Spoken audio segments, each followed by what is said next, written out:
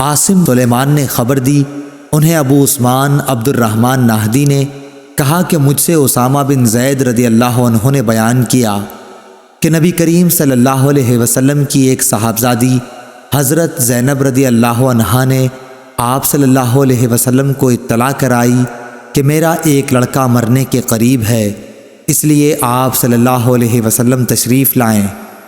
آپ صلی اللہ علیہ وسلم نے انہیں سلام کہلوایا اور کہلوایا کہ اللہ تعالیٰ ہی کا سارا مال ہے، جو لے لیا وہ اسی کا تھا اور جو اس نے دیا وہ بھی اسی کا تھا، اور ہر چیز اس کی بارگاہ سے وقت مقررہ پر ہی واقع ہوتی ہے، اس لیے صبر کرو اور اللہ تعالیٰ سے ثواب کی امید رکھو۔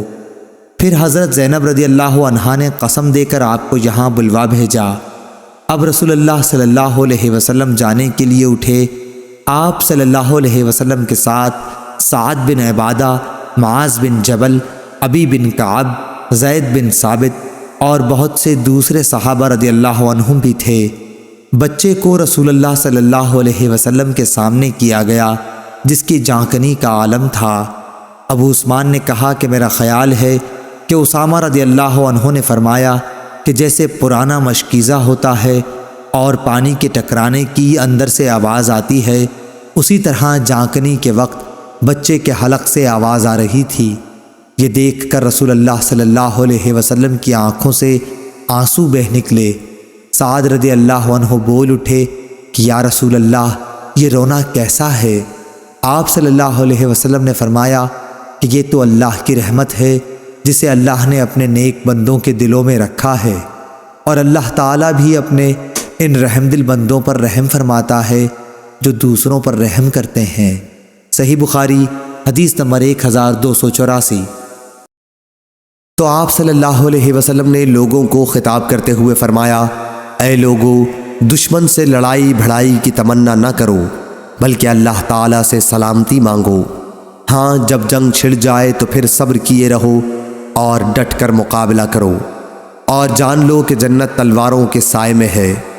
پھر آپ نے یوں دعا کی، اے اللہ، کتاب قرآن کے نازل فرمانے والے، اے بادلوں کے چلانے والے، اے احزاب یعنی کافروں کی جماعتوں کو غزوہ خندق کے موقع پر شکست دینے والے، ہمارے دشمن کو شکست دے اور ان کے مقابلے میں ہماری مدد کر۔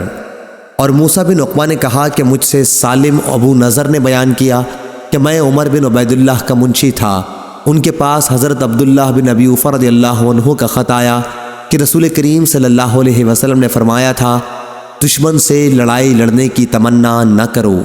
صحیح بخاری حدیث نمبر 3025۔ سفیان نے خبر دی، انہیں عامش نے، انہیں زید بن وہب نے اور انہیں عبداللہ بن مسعود رضی اللہ عنہ نے کہ نبی کریم صلی اللہ علیہ وسلم نے فرمایا، میرے بعد تم پر ایک ایسا زمانہ آئے گا جس میں تم پر دوسروں کو مقدم کیا جائے گا، اور ایسی باتیں سامنے آئیں گی جن کو تم برا سمجھو گے۔ لوگوں نے عرض کیا، یا رسول اللہ، اس وقت ہمیں آپ کیا حکم فرماتے ہیں؟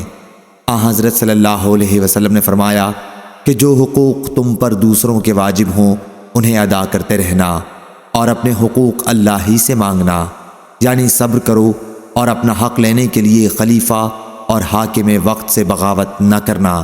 صحیح بخاری حدیث نمبر 3603۔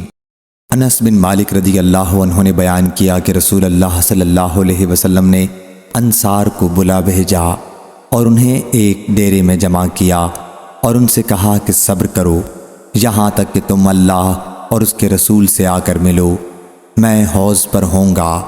صحیح بخاری حدیث نمبر 7441۔